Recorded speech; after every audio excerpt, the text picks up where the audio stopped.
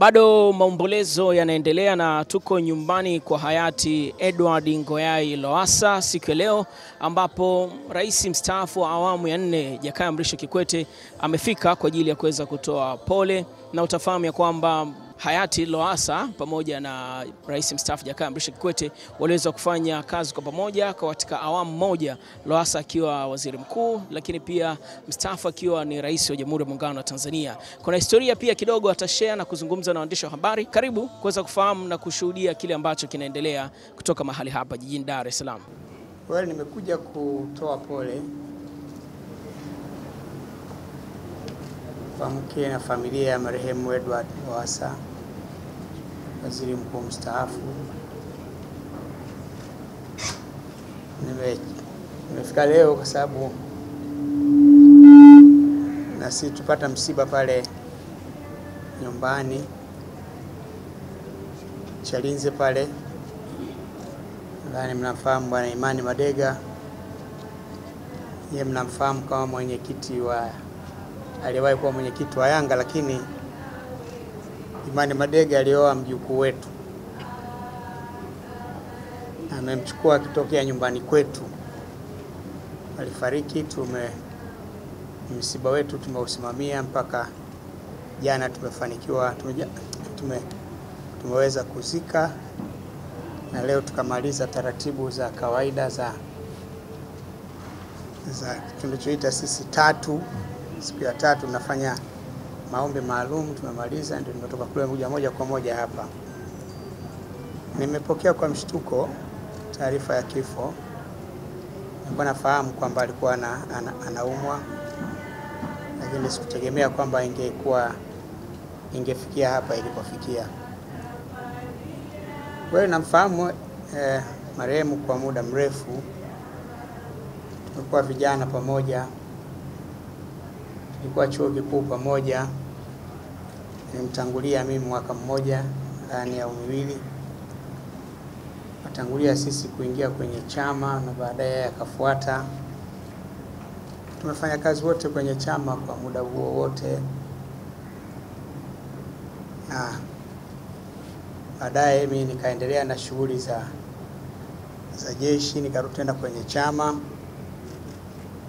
Wenzangu aliendelea moja kwa moja kwenye shughuli za chama, na baadaye yeye akawa mbunge, na mimi baadaye nikateuliwa kuwa mbunge na naibu waziri, na kwa tukawa wote kwenye baraza la mawaziri.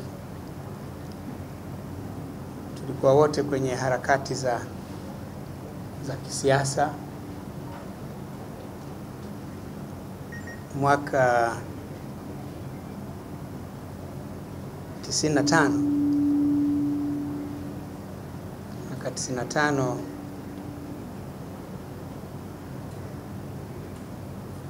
siku moja asubuhi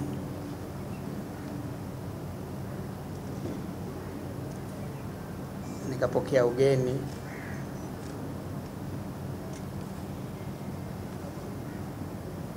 Mtoto akaja chumbani akaniambia, baba, kuna wageni. Nikaenda chini nikakuta marafiki zangu watatu: kaka yangu Samuel Sita, Edward Lowassa na Rostam Aziz. Wakaja kuniambia kwamba msemaje Samuel Sita,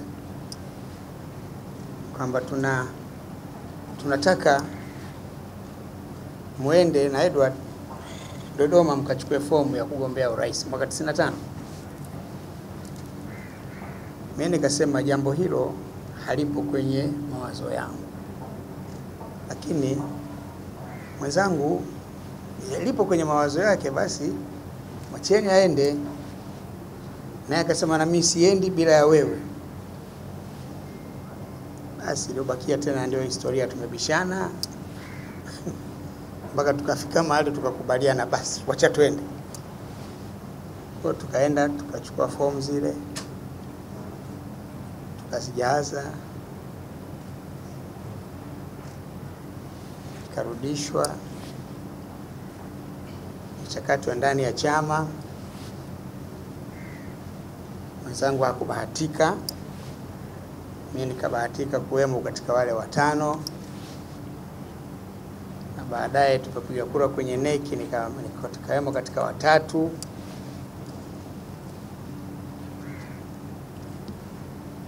Tukaenda mkutano mkuu, nikawemo katika wawili, tubaki wawili. Kura zangu hazikutosha, akapata mzee Mkapa, mimi nikaja kuwa waziri wake wa mambo ya nje, na mwenzangu akaja kuwa baadaye kuwa waziri tena. Basi tumeendelea hivyo na kuweka mikakati ya pamoja sasa ya 2005. 2005 ile ya 95 kiongozi wetu alikuwa Samuel Sitta. Ya 95 tulikuwa na timu kubwa, kina mzee Sitta, kaka Edward na wengineo, na tukateuliwa kugombea. Mwenzangu akaja kuwa waziri mkuu, akamteua kuwa waziri mkuu. Tukapata changamoto katikati, mwenzangu ikabidi akae pembeni. Tumeendelea kuwa pamoja, kuwa marafiki, kushirikiana kwa kila linalowezekana.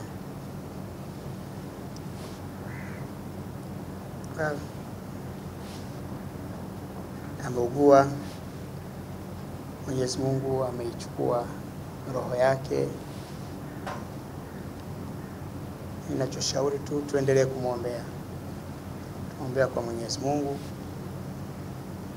aipokee roho yake na aiweke mahala pema peponi. Edward ametoa mchango mkubwa kwa taifa letu. Yaliyotokea ni changamoto katika maisha, lakini hayafuti yale mema na mazuri aliyoifanyia taifa letu.